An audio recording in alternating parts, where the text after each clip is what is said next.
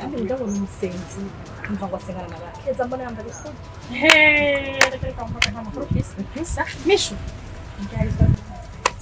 sheri Samia abona ubwa mbere ngo nze ndabishimira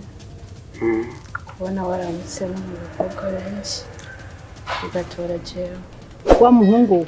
wowe wiravye ubona ubereye gukomeza gutesha umutwe mutoya wanje nk'umuntu atwishima ko kwega usubuze amafaranga sharaje Fabien ndamuzi nyene amafaranga yari nayo kandi akubwira ikintu kimwe burya abasore bubu hari ikintu bataramenya niyo mpamvu keshi ingo nyinshi zikunda gusambuka ugasanga nk'abantu baratwaranye ariko mu kwezi kumwe pi Fabien atsigene namukunda nagiye kumupfuma kurondera umuti kugira ngo nkonde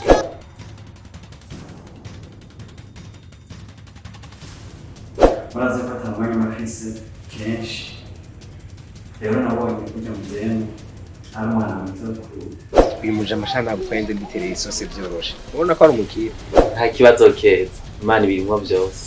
ico wowe uri cyose nta ciza abahungu murondera abana b'abakobwa bakiri bato kandi namwe mukiri bato